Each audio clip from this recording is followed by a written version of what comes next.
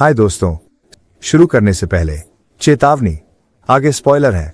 आज मैं एक अमेरिकी ड्रामा और फिक्शन फिल्म जिसका नाम है लुक्स दैट किल समझाने जा रहा हूं। फिल्म की शुरुआत एक किशोर लड़के को दिखाने से होती है जिसका चेहरा पट्टियों में लिपटा हुआ है और वह अपने पूरे सिर को ढकने के लिए चश्मा और टोपी का इस्तेमाल करता है। उसका नाम मैक्स है। वह अपने माता पिता के साथ डॉक्टर क्लेमेंट के पास थेरेपी के लिए जाता है। वह कहता है कि उसके चेहरे में एक विकार है जो बहुत ही सुंदर है, जिससे जो भी उसका चेहरा देखता है वह तुरंत मर जाता है। जैसा कि मैक्स की डिलीवरी में मदद करने वाला डॉक्टर भी मैक्स का सुंदर चेहरा देखने के बाद मर गया। जब मैक्स 2 साल का था, उसके परिवार ने उस शहर से बाहर जाने का फैसला किया जो बहुत अधिक लोगों द्वारा आबाद नहीं है। क्लेमेंट मैक्स पर विश्वास नहीं करते, बल्कि सोचते हैं कि मैक्स अपने अतीत के कारण उदास है। कुछ समय बाद डॉक्टर मैक्स का चेहरा देखकर मर जाता है।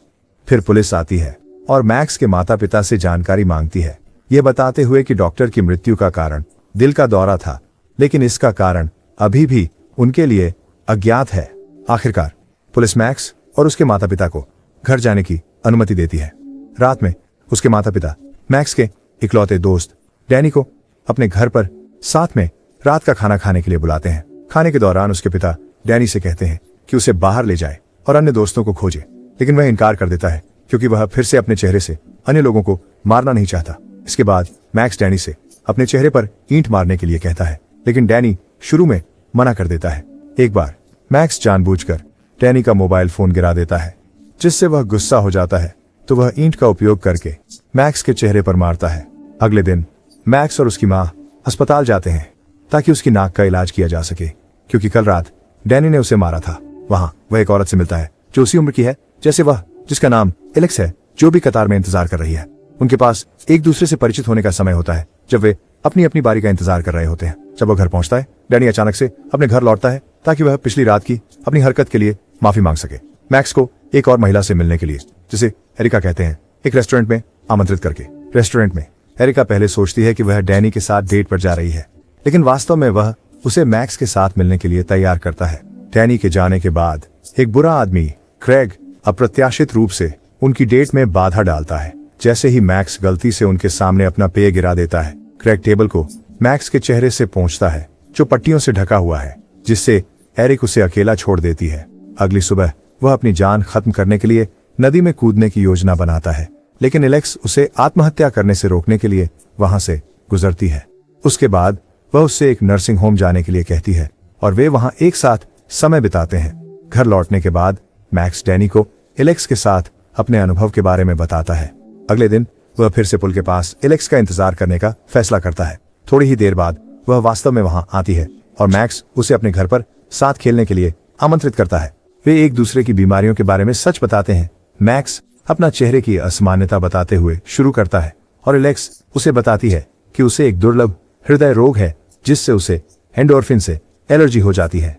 एंडोर्फिन वे हार्मोन हैं जो कुछ भावनाओं जैसे दुख या खुशी के कारण होते हैं। इसलिए जब एलेक्स ये भावनाएं महसूस करती है तो इससे सूजन हो सकती है, जिससे उसका दिल फूल जाता है और बीमारी हर दिन बदतर होती जाती है। स्वतः ही उसने बचपन से कभी उदासी या खुशी महसूस नहीं की और यह उसके लिए बहुत दुखद है।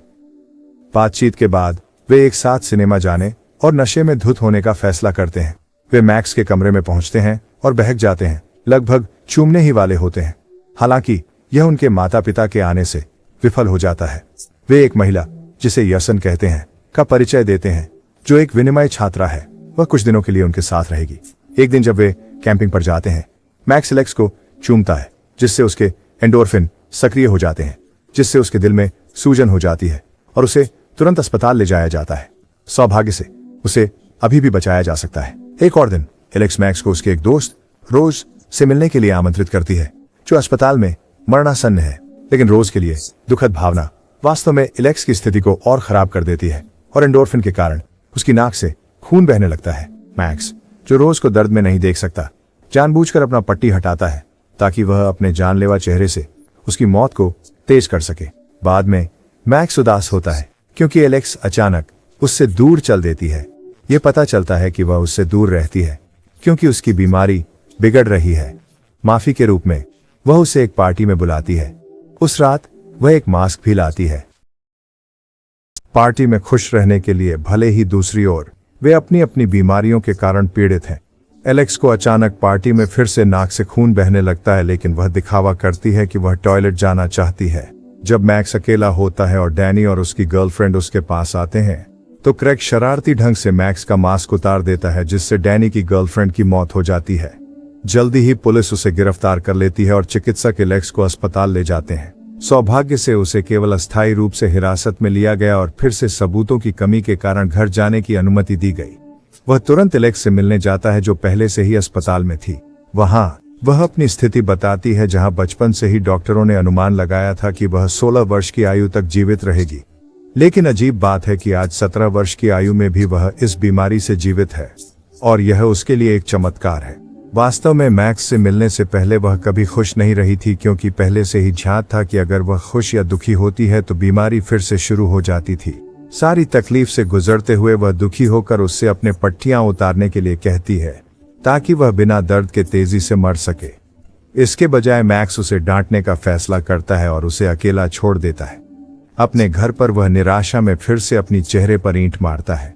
तब से वह कभी भी एलेक्स का फोन नहीं उठाता और वह डैनी से सलाह के लिए मिलने जाता है। सोशल मीडिया पर कैप्शन से प्राप्त कुछ समझदार सलाह के बाद वह सहमत हो जाता है और अस्पताल में एलेक्स से मिलने वापस जाता है। वह कहती है कि वह उससे बहुत प्यार करती है और मैक्स को कुछ शब्द देती है। अंततः मैक्स उसे मरते हुए नहीं देख सकता और वह धीरे धीरे अपनी पट्टी हटाने का फैसला करता है, ताकि वह बिना किसी दर्द के जल्दी मर सके। चौंकाने वाली बात यह है कि उसका भयानक चेहरा एलेक्स पर काम नहीं करता और इसके बजाय वह तुरंत उस बीमारी से मर जाती है जिससे वह अब तक पीड़ित थी। एलेक्स की मृत्यु के बाद वह अपनी थेरेपी जारी रखता है और डैनी की गर्लफ्रेंड की मौत का मामला बंद हो जाता है, क्योंकि उसकी मौत ओवरडोज से हुई थी। उसके बाद वह मौत का फरिश्ता बन जाता है, उन सभी को इच्छा मृत्यु प्रदान करता है जो इसे मांगते हैं।